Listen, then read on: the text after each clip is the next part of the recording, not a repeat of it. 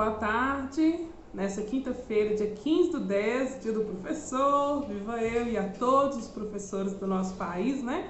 E com muita dedicação e carinho fazem o ensino acontecer, tá bom? E você que é aluno, sempre respeite qualquer um dos seus professores, que isso demonstra que você é do lado do bem, beleza?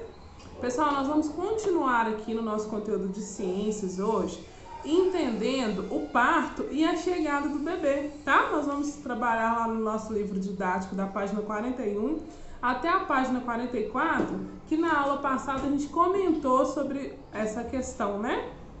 De onde vêm os bebês, como que os bebês eles ficam tranquilinhos lá dentro da barriga da mamãe, né? E todos nós, seres humanos, passamos por essa experiência, né? Pessoal, lá na página 41 tá falando o seguinte: o parto é o momento que o bebê sai do útero. Então ele é gerado todo ali dentro do útero e na hora que chega o parto é o momento que sai, que é o momento que o bebê chega, o momento mais esperado pela mamãe, por todo mundo, né? A expectativa desse momento é muito grande. Aí ao lado nós temos aí uma foto, né? Representativa, sempre lembrando isso para vocês. Sobre o parto, sobre como o bebê tá ali, o cordão umbilical, o útero e o canal vaginal. No parto normal, né, que dizemos assim, o bebê ele sai via a vagina da mulher, que deve estar posicionado com a cabeça para baixo, como tem uma representação aqui, tá vendo? Então ele vai estar com a cabecinha para baixo, ele vai sair através da vagina da mamãe. Já o parto cesariano, tá vendo? Tem até uma foto representativa aí também. O bebê ele é retirado do útero através de uma cirurgia. Então, o parto cesariano, ele é uma cirurgia. Faz uma abertura na barriga da mulher e tira o bebê do útero ali, tá? Por meio da cesárea. E aí, nós vamos ver também, gente, que o parto normal é aquele que o bebê ele vai passar, né, no canal vaginal, e o cesariano é aquele que vai ter a cirurgia. E durante o trabalho de parto, o útero ele vai contrair, tá? Empurrando o bebê para baixo. Eu tive um parto normal e assim, as dores cabulosas mesmo, tá? Tem mulheres que sentem muita dor, tem mulher que não sente dor nenhuma, isso vai de cada organismo. Mas essa contração do útero, ela é verdade e ela acontece, tá bom? E aí, os ossos da cabeça do bebê, eles não estão unidos, por isso que faz aquele movimento com facilidade para passar no canal vaginal ali, tá bom? E após a saída do bebê, o cordão umbilical é cortado, tá? E o útero vai expulsar a placenta. Eu até no vídeo da aula passada, de semana passada, eu comentei sobre a placenta, tá? E aí, nesse momento do cordão umbilical, quando é um parto normal, é mais possível fazer isso. Geralmente, no meu caso, o papai da Heloísa, meu esposo, que cortou o cordão. Então ele foi lá, fez aquele momento do corte. Num parto cesariana é mais complexo, então não tem como ter esse momento assim, né, de quem tá acompanhando a mulher fazer o corte do cordão, tá bom? Em alguns casos o parto normal não é indicado, tá? Devido à falta de dilatação da mulher, o mau posicionamento do bebê e outras complicações. Então nesse momento que a cesárea ela vem, né, no parto aí, é um momento que a mulher vai apresentar algum tipo de complicação e a cesárea é um recurso para a mãe e bebê terem esse momento tranquilo, tá? Sem nenhuma complicação. O nascimento, né, do bebê é rápido, ocorrendo cerca de 15 minutos, mas todo o processo é demorado, tá? Uma vez que é necessário, uma mulher preparar para a cirurgia também, no caso da cesárea, e aí até fechar o corte e tudo. Então, as 2 vias de parto, elas têm todo um longo período para acontecer. Parto normal, a mulher fica ali em trabalho de parto e na hora que chega a hora que o bebê fala assim, eu vou sair, ninguém segura o bebê. A questão da cesárea, mesmo ela agendando e tudo, ela vai ter uma preparação para aquilo, tá? Que é uma cirurgia. Na página 42, desculpa, vem falando o seguinte: seja normal ou cesáreo, o parto exige muito da mulher, né? A chegada do bebê é uma alegria imensa, mas também provoca cansaço e desconforto na mãe. A Heloísa vai fazer 2 anos e olha só a minha olheira até hoje, né? Por isso, esse momento, a mãe precisa receber apoio e cuidados. Foi o que eu falei na aula anterior sobre essa rede de apoio em volta da mulher. Ela precisa ser apoiada, senão, coitada, ela não vai dar conta. Um parto realizado com tranquilidade por uma equipe médica atenciosa favorece a recuperação da mãe e da saúde da criança recém-nascida. A presença de um acompanhante na sala de parto é garantida por lei. O pai ou outra pessoa de confiança da mãe pode estar ali para apoiá-la. Antigamente, quando a minha mãe, por exemplo, foi ganhar eu há 34 anos atrás, não era garantido por lei. Então a mulher chegava sozinha às vezes para parir e ficava lá, coitada, sozinha naquele momento mais difícil. Hoje a lei garante um acompanhante para a mulher, tanto sendo o pai da criança ou uma pessoa que a própria gestante escolha da sua confiança. E nós vamos entender um pouco mais aqui no texto do Aprendendo Mais sobre cesariana e parto normal. Atualmente, muitos médicos e mães têm optado pela cesariana e não pelo parto normal. Um dos motivos mais comuns para essa prática é de marcar com antecedência a data do parto. Observe os dados da imagem a seguir. Aqui é uma reportagem, né, falando sobre a cesárea no Brasil e o parto normal. Cesárea versus parto normal. 52% dos partos no Brasil são cesariana, 48% são partos normais. A OMS, que é a Organização Mundial da Saúde, é um órgão que a gente está escutando falar muito, porque é ela que depende o retorno da escola e tal, recomenda apenas 15% dos partos sejam cesáreas. Mas olha só, a rede pública, 37% são cesáreas, 53% são partos normais. Na rede privada, 82% dos partos são cesárea e 18% dos partos são normais. O custo com base no SUS, partos normais custam entre R$ 445 e R$ 638 para o Sistema Único. Uma cesariana custa em cerca de R$ 647 a R$ 1.012, tá? Incidência de morte materna. Morrem 3,5 vezes mais mulheres em cesariana do que em partos normais.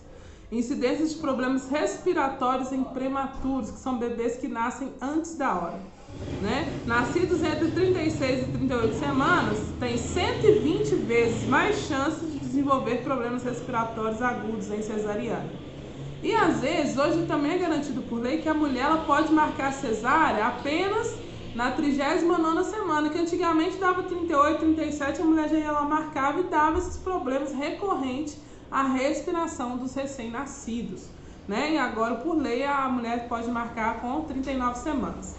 O que acontece, gente? Sabemos que a rede privada é mais difícil você chegar e ter um parto normal, mesmo você querendo ter um parto normal.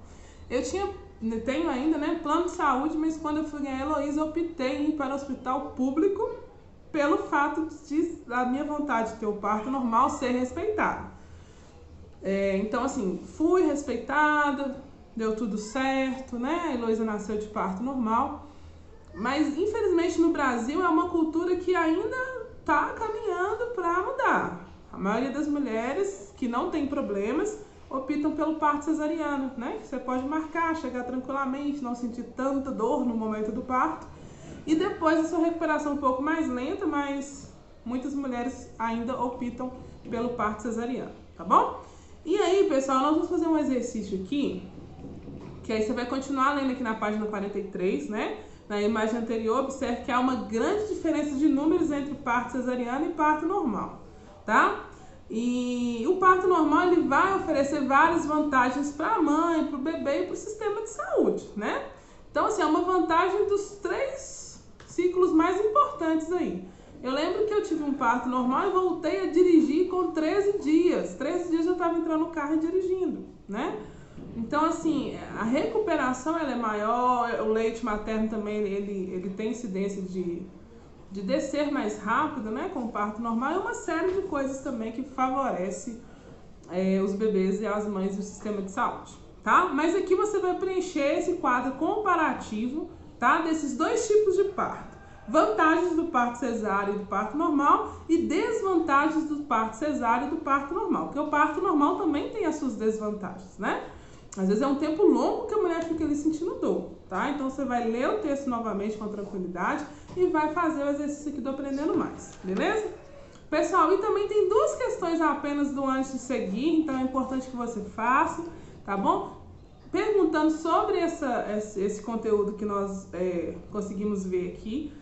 E na próxima aula a gente vai falar sobre a infância, né? Esse período tão maravilhoso da vida, que passamos por transformações, conseguimos grandes evoluções e que muita gente fica assim, eu quero crescer, eu quero ser adolescente. E quando vira, de repente, fala assim, não, por que eu não sou criança de novo? Né?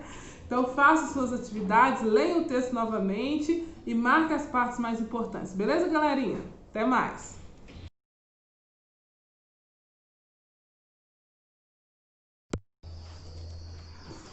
Bom, nosso conteúdo de matemática dessa quinta-feira, a gente vai começar o capítulo 8 falando sobre os números decimais. Sim, que está presente no nosso dia a dia, no todo o nosso cotidiano, não tem como fugir desses números e vamos entender como que a gente pode aplicar eles no nosso dia. Então nós vamos fazer algumas operações com os números decimais e também vai vir junto com os números fracionários aí, tá bom? Nós vamos trabalhar da página 70 até a página 80 aí, né? Fracionando essa aula, ressaltando aqui as partes mais importantes e te incentivando a fazer os exercícios desse conteúdo aqui para você praticar, tá bom? Então a gente lê o conteúdo e faz na prática o que tá pedindo aqui, tá bom? Pessoal, nós temos aqui uma situação típica que acontece com várias pessoas. Um mercado, né? Um sacolão, acredito eu. Uma senhorinha super estilosa indo no sacolão e os números aí das ofertas, né? Dos preços do quilo de cada fruta e verdura aí. Você conhece as representações numéricas, né? Presentes nessa página? Eu acredito que sim, porque é uma retomada aí que nós já vimos algumas coisas de números decimais. Em quais situações esses números são utilizados, né? Você sabe dizer qual o produto mais caro dessa banca? Como saber qual produto mais barato? Observe a balança e identifique a massa da fruta que está sendo pesada e qual o valor que vai ser pago por ela, tá? Então já fica esse probleminha aí para você resolver, né? O quilo da banana tá R$ 2,50 e a balança ali tá pesando 1,5 kg de banana. Então você já vai fazer o cálculo aí quanto que essa senhorinha vai pagar pela banana, beleza? Neste capítulo você vai retomar a escrita dos números decimais, relacionando eles a frações decimais também. E vai comparar, ordenar, somar, subtrair esse tipo de número. Vai resolver também situações, problemas que aparecem aqui, tá? Pessoal, esses números decimais aqui é muito comum em anúncio de oferta. Você vai no supermercado, pega um panfleto, quase tudo ali tem os números decimais. Então, são situações do nosso dia a dia, né? Vamos ler com atenção as notícias aqui, ó. Tem notícia do cão mais alto, o caminhão de presunto, o tremor de terra, preço do pãozinho. Por exemplo, o preço da farinha de trigo sofreu mais um reajuste. Isso provocou a elevação do custo do pãozinho de sal, que variava entre 0,52 centavos e 0,65 centavos a unidade. Por que eu já de cara sei que está falando de centavos? Por conta dos números decimais, onde que a vírgula está posicionada. Então você cria o hábito de já ler os números decimais, né? Nos recortes anteriores, encontram-se alguns números em destaques que são denominados números decimais. Como efetuar a leitura desses números? Neles há uma vírgula. E o que vai indicar? Já dei a dica aí. Tá? Então você pode discutir com alguém, com seu colega para fazer a atividade, mas nós vamos também corrigir essas atividades na live, que é uma forma coletiva e saber a opinião se você aprendeu ou não sobre esses números, tá? Então, em situações que os números decimais são empregados, nós vamos ver situações como preço de mercadorias, medição de grandezas, né? Temperatura, altura e massa, sempre usar os números decimais, e entre outros. Ao registrar partes de um inteiro, pode-se recorrer a esse tipo de representação também, tá? Os números com a vírgula são números decimais e são representados as frações decimais.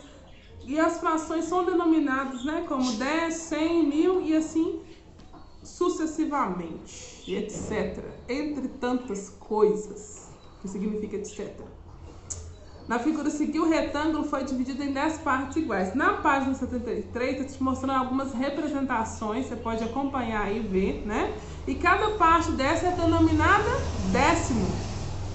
Em vez em uma vez que representa um décimo do inteiro ou a 10ª parte do inteiro. Olha só, nós temos aí o inteiro está representado aí, né? 4 partes desse inteiro. E aí a fração vai ser 4 décimos ou 0,4 décimos também. Pode ser a forma que pode ser representado, tá? É possível representar as 4 partes em destaques por meio de fração decimal, que seria 4 décimos, desculpa. Ou pode-se também representar a fração utilizando a vírgula, que fica 0,4, tá? O primeiro algarismo escrito à direita da vírgula será usado para representar os décimos. Então, sempre que você colocar um algarismo escrito à direita da vírgula, você vai estar representando os décimos, tá bom? É esse exemplo aqui, ó. Deixa eu colocar a canetinha aqui de outra cor, meu pincel. Olha lá, 0,4, tá bom? Que é a representação do décimo aí. E nós vamos também observar esse retângulo aqui, da representação, que ele foi dividido em 100 partes iguais. Cada uma dessas partes é denominada centésimo, que vem de 100, né? Uma vez representado um centésimo do inteiro e a 100ª parte do inteiro, né? Nós podemos observar aqui. Veja que se tomarmos 40 centésimos, teremos o equivalente a 4 décimos, né?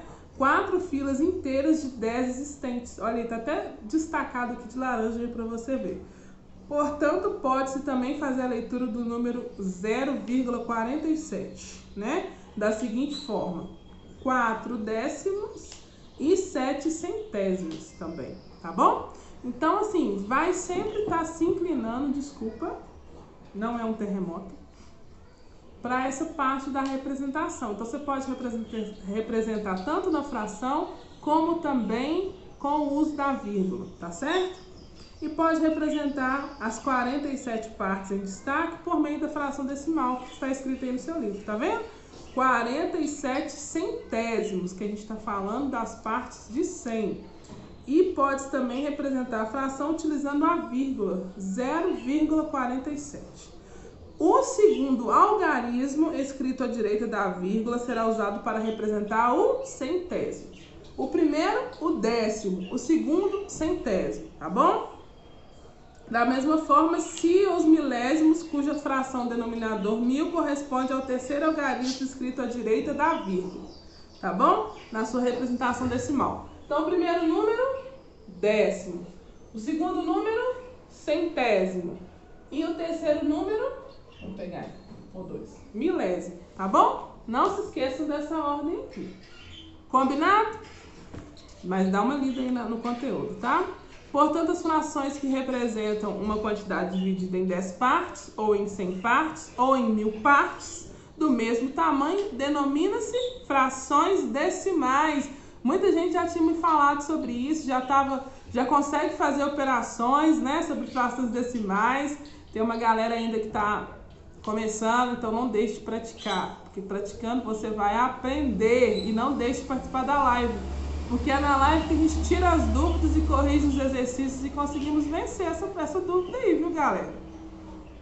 Cada uma das partes recebe o nome de décimo, centésimo ou milésimo, tá certo? Toda fração decimal pode ser representada de outra forma, a qual denomina-se o número decimal.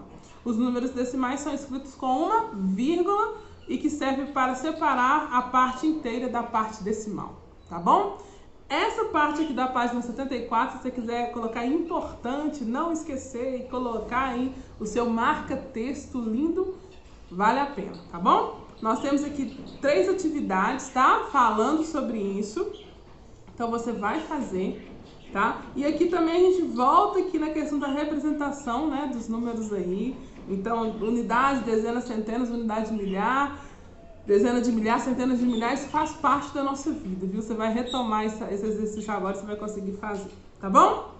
Então, nós vamos fazer essa atividade do antes de seguir e também nós vamos comentar aqui sobre as comparações dos números decimais. Tem até uma tirinha aí bem legal para você ler, né? Vou ler aqui para você, pra gente comentar sobre ela. O meu salto tem um alcance de quase 4 metros. Claro que não, você não conseguiria nem me vencer nessa. Quer apostar? Feito. Tá vendo a retinha numérica ali? Uau, Matheus, você foi muito bem, alcançou 2,8 metros, mas ficou fácil para mim. 4 metros, hein? Aí o Matheus pensa, poxa, só 2,25 metros? Um saltou 2,8 e o outro 2,25. Na história, os meninos competindo a fim de verificar quem teria o salto mais alto, né? Matheus foi vencedor, alcançando a marca de 2,8 metros. Júlia alcançou a marca de 2,25.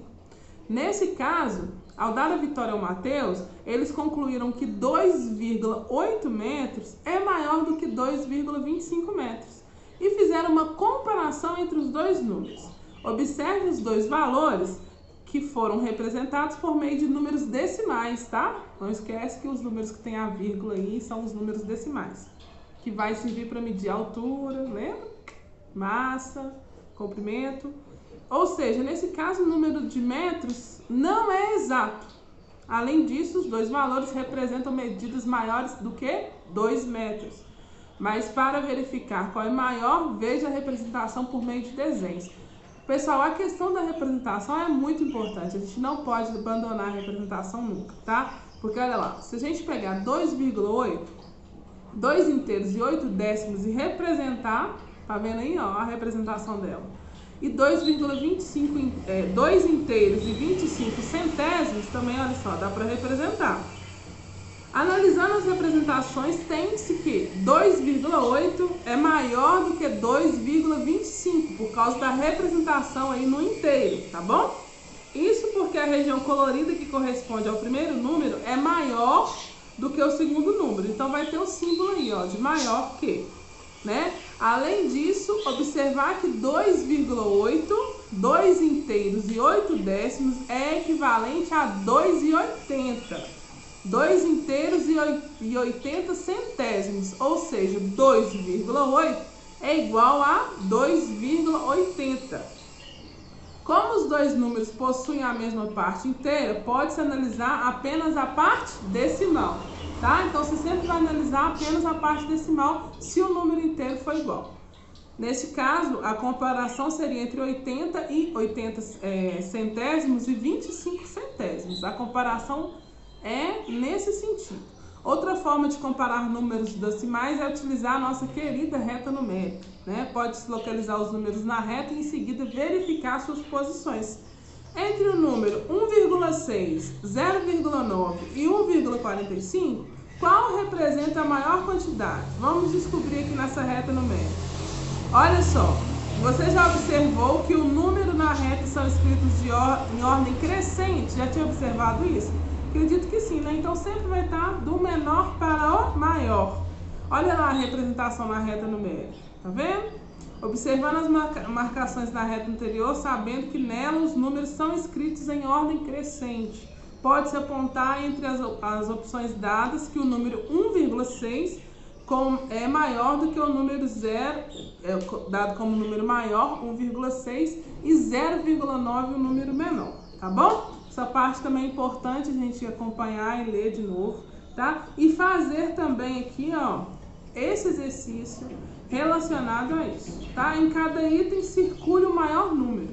Interessante você refletir sobre isso, tá? Lembrando, pessoal, quando os números inteiros forem iguais, nós vamos ir para os números decimais, tá bom? Não esqueça disso. E aí você vai fazer as atividades também do antes de seguir aqui da página 70, começa na 77, 78, 79, e fazer também o problema, não é problema da página 80, que vem te mostrando como aplicar isso aí, tá? No início da nossa sessão, você pode até responder de cabeça aquela perguntinha lá de quanto que a senhorinha vai pagar na banana lá pesada lá na balança, e se você não conseguir, pode responder também no seu caderno, tá? Sem problema. O importante é fazer, ou pelo menos tentar fazer, para chegar na live, a gente conseguir sanar as dúvidas. As atividades de hoje é para a live de terça-feira, então você vai ter um tempinho aí para fazer, né? E a live de amanhã a gente vai corrigir os exercícios da semana passada, tá bom? Um abraço, pessoal, e até a nossa próxima aula para fechamento das aulas de hoje.